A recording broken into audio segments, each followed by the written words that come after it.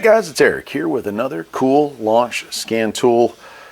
This one is a Bluetooth capable, so a wireless scan tool, and it looks pretty neat. So we're going to go ahead and open it up, check it out, and see what it can do. I'll hook it up to a car outside, and we'll get into that here in a second. Main unit here. Nice launch. Got a camera here in the back. Really heavy duty, like drop proof type case here. Looks like it's got a screen protector already on there, which is nice. Up on top here, full size USB ports and USB-C, and then power button on that side. It looks like that's about it. Cool. Let me set that aside and we'll see what else it comes with. On this side, that's it. Alright, so we have some adapters. This is the main unit. Looks like some charging stuff here. And a user's manual and all that jazz here, so I'll go ahead and open that up.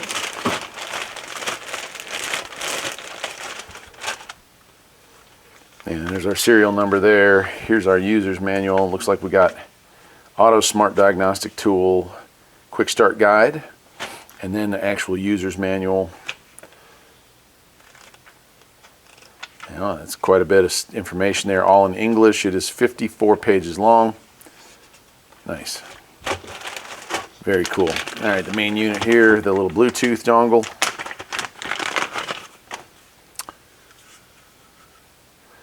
And there's our setup for the OBD2. So we have power, vehicle, and I/O. It means it's communicating. Looks like you can charge this unit separately with a USB-C or maybe hardwired. I'm not sure. Some models, you know, if you're going to do programming, they recommend not going with Bluetooth. So we have a USB to USB-C connector, so I assume that that would be for that. And then we do have our OBD2 port here, which I'll screw in there, and then we will go outside and get playing here. Well, I'll tell you what, I'll start it up here inside, and we'll go through some of the stuff that you don't need a car hooked up to. If I can get this little cord off, I'm blind today. There we go. Okay, and it does have the option for an external power. So I assume, once again, this probably fits and makes models that are a little bit not 100% OBD2 compliant. But I'll screw that in there. Cool, well there you go. So there it is, all hooked up. Awesome. Let me slide this out of the way. Go ahead and peel that off.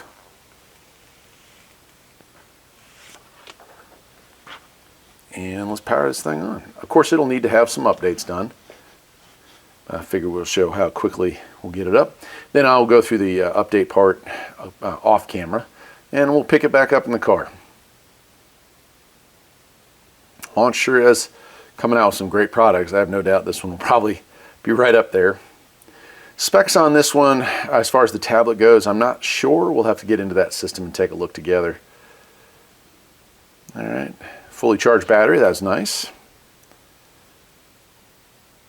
Cool, so the familiar setup here, no doubt about that. Okay, well, let's go out to the car and figure out what it can and can't do. We got a bunch of stuff we can do here I want to check out. Of course, software update to do a variety of updates to this thing. Let's take a look at other modules first, I guess. And we have Toolbox, Team View, Testable modules, tablet settings. Let's get into that and see what we got. This should bring us into, yeah, this is going to bring us into Androids. So, apps and notifications, battery, display, storage, 45 gigabytes free. So it looks like a 64 gig unit. Let's see what else we got here. Let's get in here. Auto Smart Diagnostic Tool. Android version is 10.0. Cool.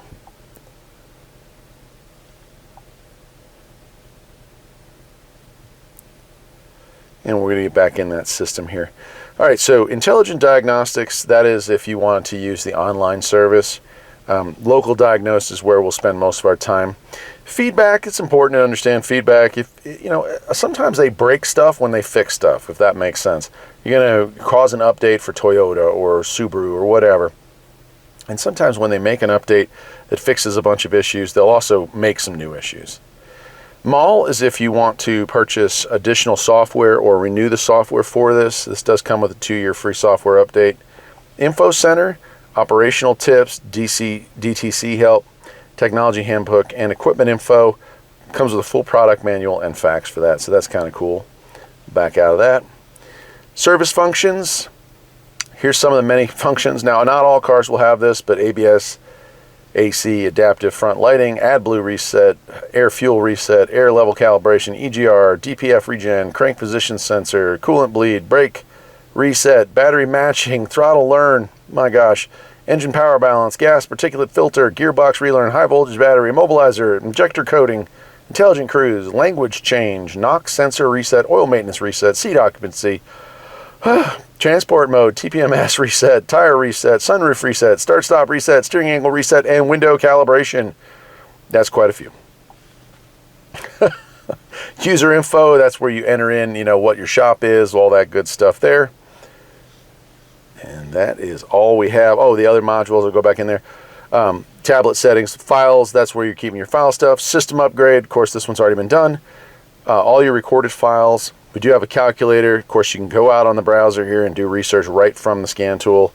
Gmail, camera, and gallery. This also, as I recall, has the ability to hook to several of their newer attachments. So some of these new stuff coming out from launch will work with this. Although I can't tell you off the top of my head which ones exactly will do that. But what you came for is this. I've got a 2010 Toyota. We're going to get in that and we'll see what kind of bi-directional stuff we got going on here. We'll go into Asian mics. And we'll go into Toyota. And this is just the summary of what the software is, what fixes have been made, so on and so forth. All right, so it's connecting via Bluetooth. And there she goes, and you can hear it beeping. Beautiful, she's connected. 16-pin is us. Now, you can hook to the 17-pin or 22-pin, so it does have ability to work with, the custom Toyota stuff, that round one there. But we're going to go with 16-pin. And we are looking at 2010. It does have radar cruise. It does have a smart key. And here it is, right? They got the VIN number, Sienna, model number, all that. Press OK.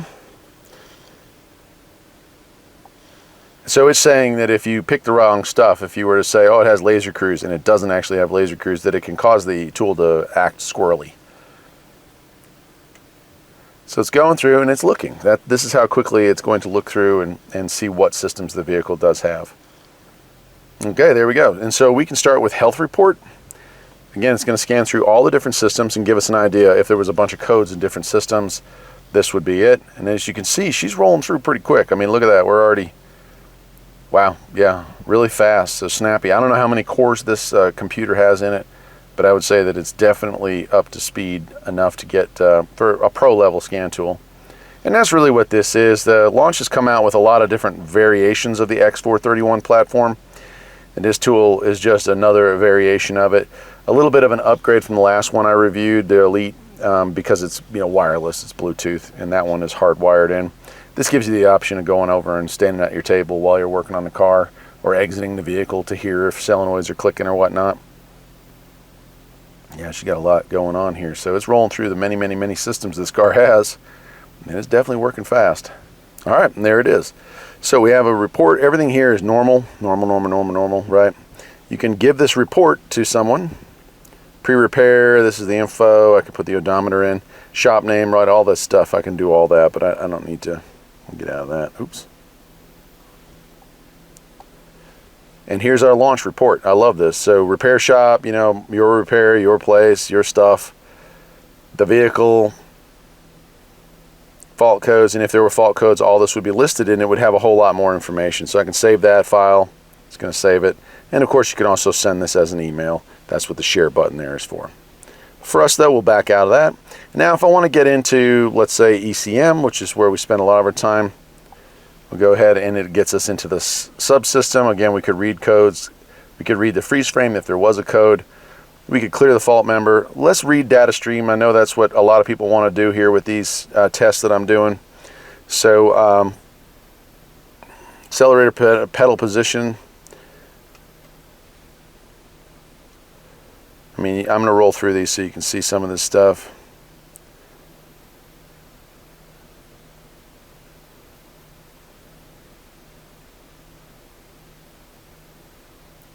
Lots of PIDs, right? Throttle position 1, throttle position 2 if you're having an issue. Vehicle load. We'll get into a few of those. VVT angle. Okay, so we're going to hit OK on that. And you can see right here, settle.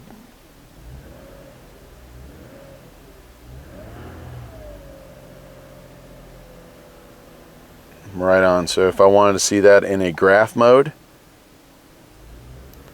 there it is in a graph. Cool. And as something I wanted to show you, that this is select page. You could have this whole page lit up, and now I'm looking at far more stuff, right? What gear is it in? Give you an idea of what's going on there. And again, with graphs, if you wanted to see that in a graph, you could do this all in graphs or just one particular thing.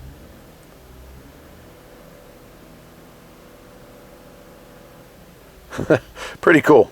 So yeah, you get it. I mean, obviously with a car like this, you can pretty much get into all the subsystems. But let's back out of this and let's get into something we can mess around with. Occupant detection, for instance. There's something for your airbag system. We could read that. Let's take a look at the data stream. I should be able to sit on the seat, cause some changes there. So weight sensor front right and front left. I don't know that I want that, but we'll go with that. And there's our kilograms, right? So if I get up off the seat, those numbers change. And sit back down on them, they go back up. So that's how you're checking those things. And of course, let me get back out of there. We can also probably do some activation. Let's see here, special functions on it. Sometimes it'll allow you, yeah, you could recalibrate. So if you have a seat that's, let's say your wife likes to carry a purse on the front passenger seat and it's setting the passenger airbag occupant detection, you can 0 point, you can check that with the weight of that in there and change that calibration of that. All right, let's bail out of that. Let's see what else we got here. Tire pressure monitoring system. This vehicle does have an issue with the tire pressure monitor. One of the sensors is no good. So let's read default code on that. Oh, no trouble codes, okay. How about data stream on that? Let's see if it's able to detect that one doesn't have pressure. Let's see here. Pressure. All right, so let's take a look at these numbers here and you'll see. 2 of them are working and 2 of them aren't. The ones that are negative, those are clearly not functioning properly, and the other ones are. So there you go. You can check that out. And of course, you could also, if you had a doubt, you could raise or lower the pressure in one of these things and get in there with that. Cool. All right. Well, you guys get the idea. There's a lot of other things you can do with that, and there is a lot like lights. Do you want them to automatically turn on when you start the car? Illuminated entry. How long do you want the lights to stay on when you open a door and close it? You know, like the outside lights stay on this car for a few seconds after you leave to help light your way to get to your house. So I like that too. All right, we'll get out of this. I want to show you that there is when we exit all the way out, it should give us a warning, and that's telling us, hey, don't forget to get out of there. You know, you got to unplug your Bluetooth thing, because I mean, I can't tell you how many times people have driven away with that still hooked up, and that's a huge bummer. All right, well, I guess that'll do it. I'll leave it at that. It's obviously a great tool. Look, Launch has got it figured out. If you haven't figured that out, figure it out now.